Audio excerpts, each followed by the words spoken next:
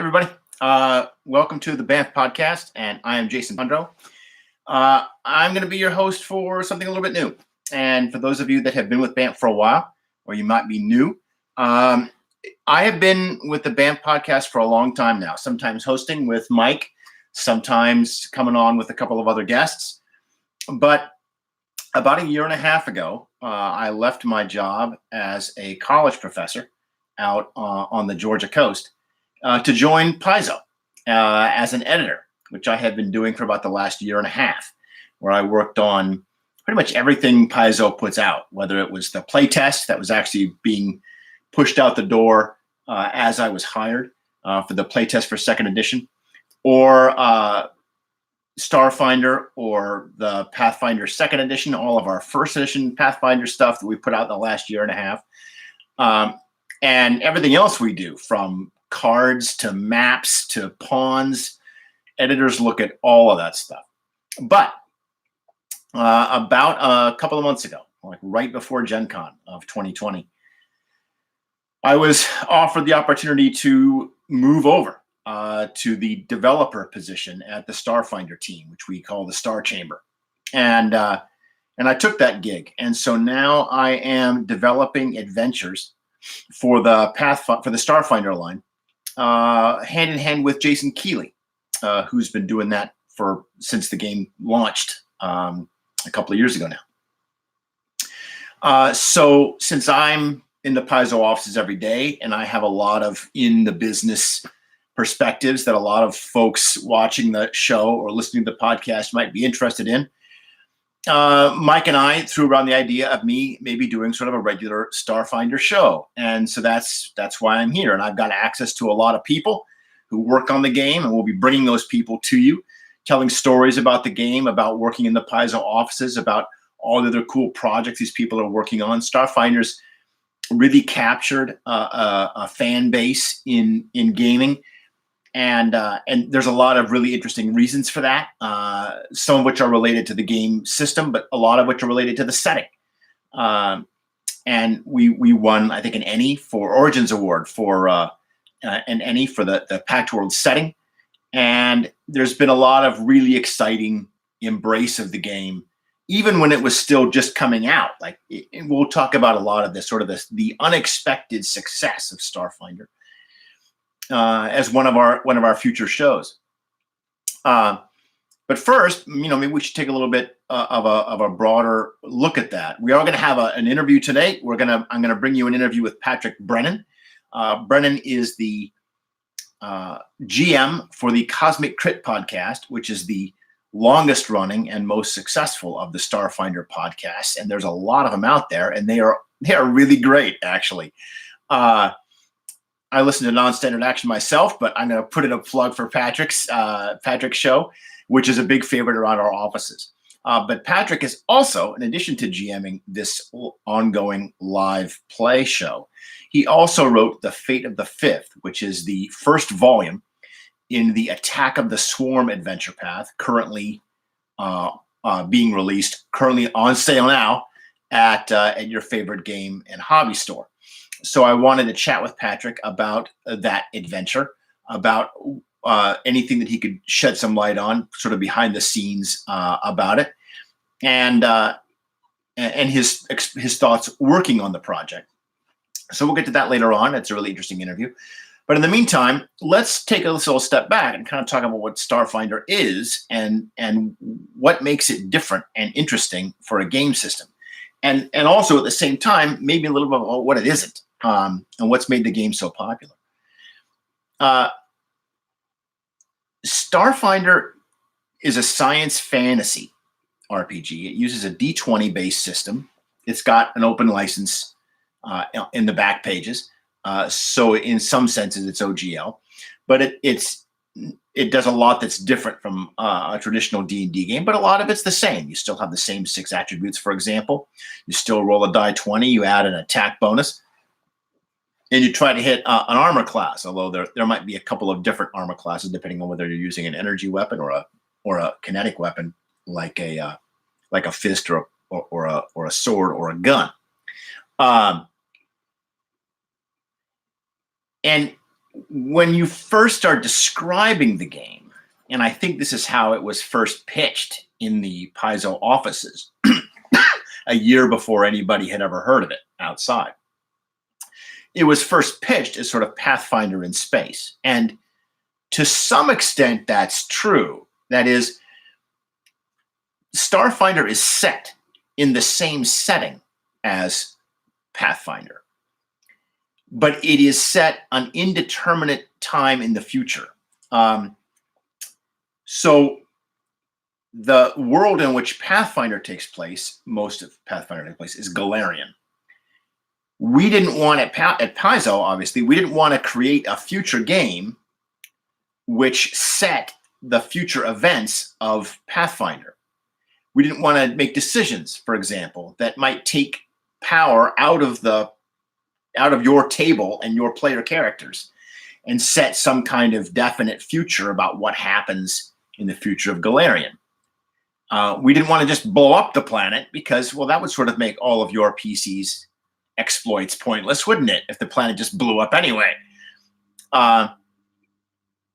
But we did want to keep a lot of that lore in the setting because people liked it. I mean, Pathfinder has 10 years worth of continuity, and we don't want to use all of it, but that's what people associate with the game. We didn't want to compete against ourselves by creating a whole new setting. We have something that works pretty well. If it's not broke, don't fix it, right? So how can we keep the Pathfinder setting, but still have the freedom to invent in our own new space? No pun intended. So the answer was a thing we call the gap. And the gap is basically some sort of cosmic event happened, right? And my background is in superhero comics, as those of you who listen to the podcast know. And so I think of this as sort of a Crisis on Infinite Earths kind of, galactic level cosmic crisis. And what happens during this crisis, nobody knows.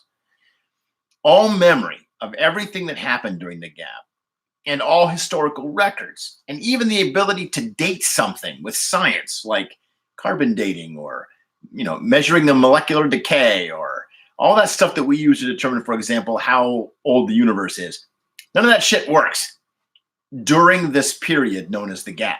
There was history before the gap, and Galarian and Pathfinder and all that stuff all takes place before the gap.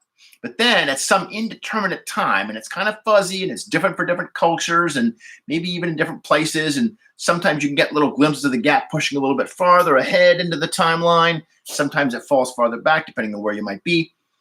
The gap begins, and nobody knows anything about what happens or even how long the gap is. It's broadly stated in one of the core rulebook. I think it was thousands of years. We think, right? But nobody knows, and no one at Starfinder is ever officially going to tell you. Like, that's one of the mysteries of the setting that we intentionally don't answer, and we let tables figure out their own answers. The point is, we had to do it this way in order for us to have a new setting that didn't mess with the old setting, right? So then the gap ends, and that's, I think, about 400 years before the current year in Starfinder. And pretty soon after the gap ends, basically when the gap ends, everybody just kind of wakes up and they're like, we don't remember anything that just happened like yesterday, but I have a job and I have skills and I know who I am, but I don't remember anything previous to this. It's kind of, and then 400 years pass. So unless you're a high elf, that probably isn't still going on. And now I say this, I say 400 years, and now I'm suddenly thinking that I'm wrong, so I have to check. Maybe it's only 200. This is the first moral of being a developer on Starfinder, on any game, is always check your book. Like, never allow your memory to think you know what's going on. Always check your book. Yeah, okay, 300. I split the difference. 317 after the gap is the current year in Starfinder. So unless you're a high elf and you live 400 years, you don't remember the gap. but you would have ancestors that would. Anyway, so everybody kind of found themselves in whatever new situation the universe was in at the end of the gap. And like, well, this is pretty freaky. But then everybody kind of, moves. Everybody lives their lives. They carry on. They live their new lives one day at a time. And maybe some societies might decide to rebuild their society from scratch because they don't remember anything about what was before. Some people might decide to kind of keep on going with what they were doing before the gap because they remember that. Or they have records of that, at least. They themselves don't remember it unless they're immortal. But so there's all kinds of opportunities for all kinds of change or continuity, depending on whatever we want to do. And also, as a part of what happened in the gap, the actual planet of Galarian, where most of Pathfinder is set, is missing, is gone, and it's been replaced with this space station, which we call Absalom Station, named after the city of Absalom, the great, most important city on Galarian, in the heart of a lot of Pathfinder's Paizo adventures. So in that sense, yes, it's Pathfinder in space. One of the earliest books that came out for Pathfinder was called Distant Suns. It talked about all the different planets in the Galarian solar system and all the alien races that lived there, and the various cultures on all those planets. And this stuff got tapped once in a while by occasional adventure writers or scenarios and stuff, but a lot of it just never really got developed very much.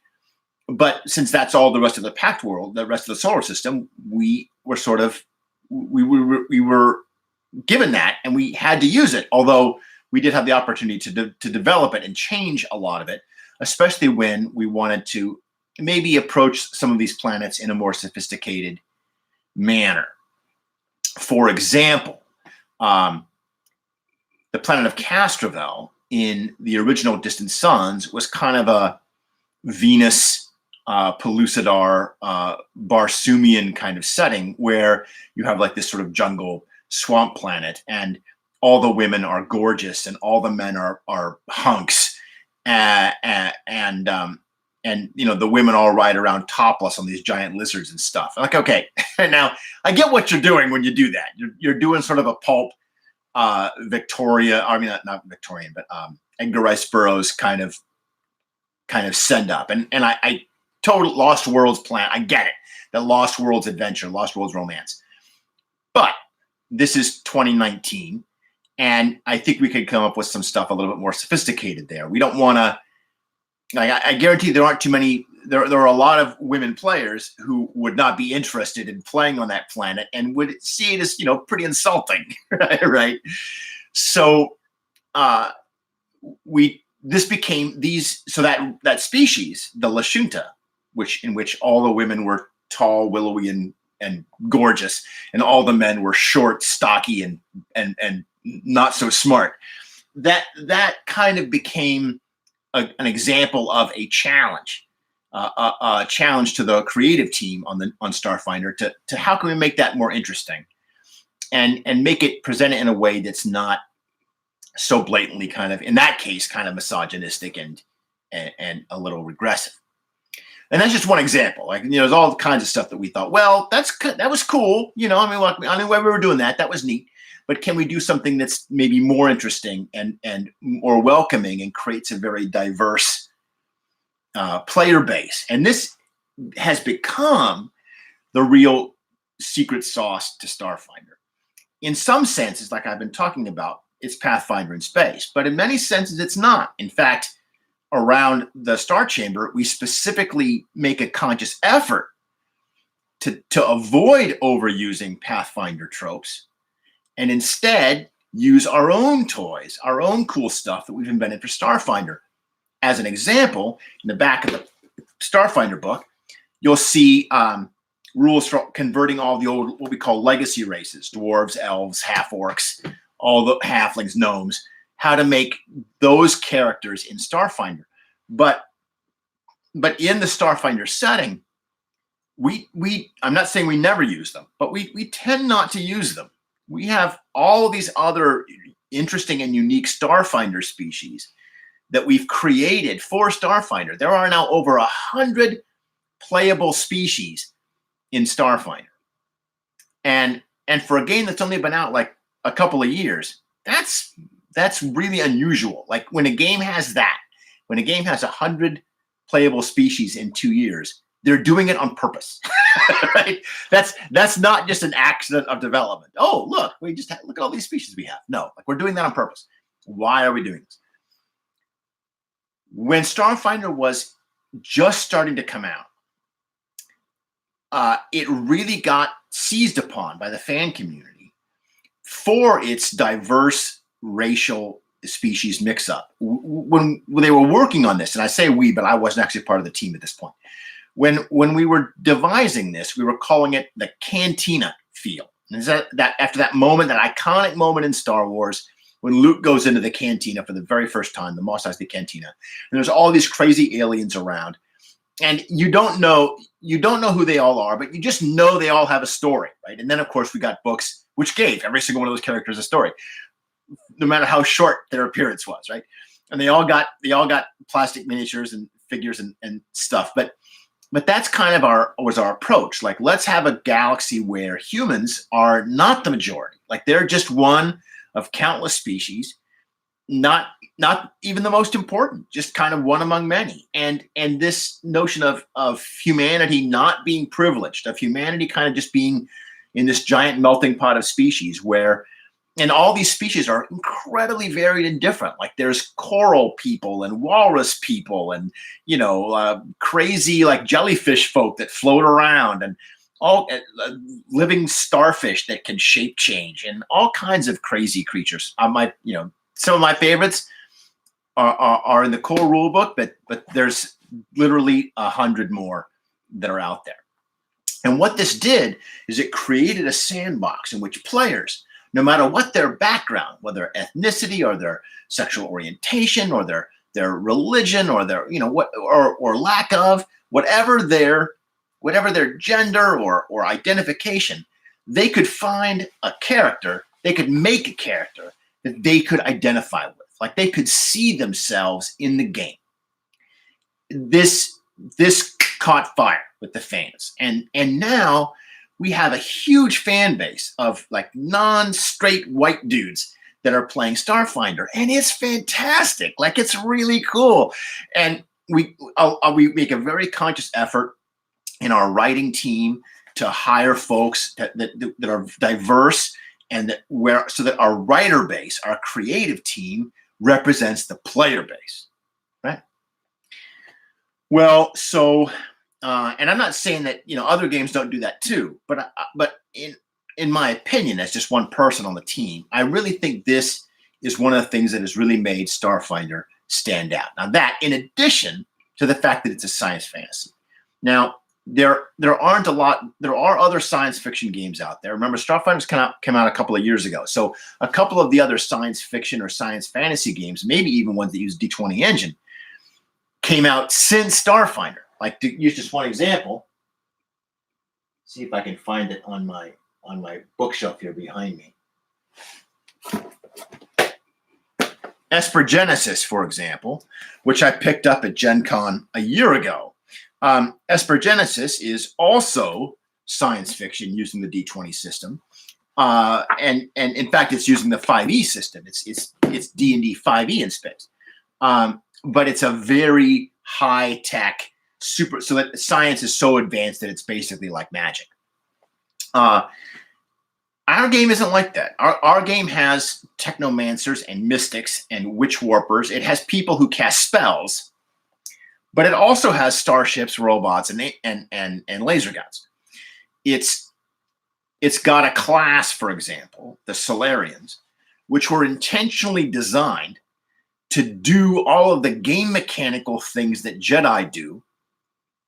Energy sword, telekinesis, mind reading, but to do them in a way that was not like Star Wars and that was distinctive to Starfinder, the Solarian class, and it's got kind of a light side and a dark side, except that our versions isn't alignment oriented. Like you maybe you draw your power from supernovas, or you draw your power from black holes. but that doesn't make you good or evil. You can decide, it's not your abilities that define you, it's how you choose to use them. So there's plenty of science, and the players, for example, are assumed to have a starship, and they're presumed to be crews of that starship, and they, travel from planet to planet, and they have a hyper jump drive, except we don't call it that. We call it the drift. We have all kinds of other, specific stuff in science fiction stuff in the setting, but we also have magic, and all the gods. Well, I shouldn't say all of them, but many of the gods from Pathfinder are still around, along with some new ones, and a lot of the cosmology at Pathfinder is still in place. So, Pharasma is still out there somewhere doing her thing in the same place she's always done it. And the elemental planes are still there, and the astral plane, and all that stuff is still there. So, and you still have outsiders and demons and devils, and the cosmology is still there, but it's also got a science fiction feel, and it's different than the old D&D classic Spelljammer, in that we specifically did not want to do flying through space in your magic longboat or flying galleon or whatever. You have starships. We made a point that our faster than light travel, the drift engine, is a technological device. It is not magic. It doesn't work on magic. And so your starships might have a little bit of magic in them, but they're still starships. They're not you're not riding a magic carpet to the sun, for example. Not that there's anything wrong with that. That's just not our game. Okay. So in future episodes of the Starfinder, my hoping is to do this maybe about once a month. We'll talk about how the game was initially pitched and written and developed. I'll get some help with that because I wasn't around in the offices for that time, but I know all the people that were. So we'll bring a couple of them in to talk on the show. We'll talk about this, the unique appeal of diversity and how diversity appears in the game and how it's gotten such a strong fan reaction. And we'll look at some examples of that. We'll talk about the development process. How do adventures get made from the inside? And a lot of folks out there often are interested in writing for Paizo and writing for Starfinder. Good. Like, I want to encourage you to do that because we need all the contributors we can get. Paizo puts out an enormous amount of adventure material every year, and there's a vigorous third-party market for Starfinder stuff, including Rogue Genius Games and plenty of others. There's all kinds of third-party settings that have come out. Very exciting horror-based, for example, settings for, is it called Grimmerspace, I believe is one of them, but I'm talking off the top of my head now, and I should wait till I have notes. But there's a very exciting third-party support structure for Starfinder, and you don't need anybody in the world to publish that stuff. You can totally do it on your own, following some basic guidelines from Paizo and the Open Gaming License. If you want to write for Paizo, that's great, but you don't need to. You can write for any one of these other third-party companies, or you can write for yourself and publish it on your own. And so I'd like to take a little bit of time in future episodes to maybe talk about what we look for as writers, as developers in the game. What is the developer's job compared to the writer? How does an adventure path, the 6-chapter adventure paths that are the spine of Starfinder, how do those get created and outlined and written and developed and laid out and all that stuff? What's the process of making an adventure path? This is on my mind a lot because I literally just pitched mine. I'd been on the job for about 4 weeks when Rob McCreary, the creative director at Starfinder, came to me and said, well, let's meet in a couple of days to talk about your first adventure path. Now, Paizo works a year in advance. So the stuff that I'm talking about now will not come out until like November of 2020. It's a long ways away. And I had never even been in an adventure path meeting before, let alone pitching my own ideas for what the adventure path should be. So we'll bring on some other folks to help talk about that, so you won't have to listen to just me all the time. And also, one last thing, we have sort of a I'd love your input on something. I need a name. We need a name for this regular show. Maybe about once a month, we'll sit down, talk some Starfinder, bring a guest on, and if I have strong opinions about something in the gaming industry, or or if I can answer questions from y'all, I would love to do that. So I need a name. What should the name of this show be? Please add a comment to the video and give me your thoughts, because I would also, if you have questions about Paizo or Starfinder or the RPG business in general, hit me up there or on my Twitter feed, which is at Dr. Comics, and I will totally take those questions here to the show, and if I can, I will mention you if you allow me, and we'll get your question asked and answered on the show. Okay? All right. Well, so that's all. That's it for me for today. But I'm gonna pass it off to my interview with Patrick Brennan, host of the Cosmic Crit podcast and author of Fate of the Fifth, the Attack of the Swarm adventure path. And as a very brief introduction, Attack of the Swarm is a 6-chapter adventure path, one book every month, with a very Starship Troopers kind of aliens feel, where one of the big campaign antagonists in the Starfinder universe, the Swarm, which is sort of basically the Zerg. They're like a insectoid hive mind species that takes a planet and they just consume all of its resources, then move on to the next planet. They are conquering all the worlds in this new star system, the Suskalon system, and the player characters are soldiers in a military unit defending Suskalon from the Swarm. And of course, in that campaign, and in this case, it's literally a military campaign against the Swarm, you also learn all these great secrets, and you have a chance to learn more about the Swarm and maybe do more to oppose them than simply an organized retreat. Okay. All right. Thanks, everybody. And give me your title suggestions and questions or comments below at Dr. Comics on Twitter. Thanks.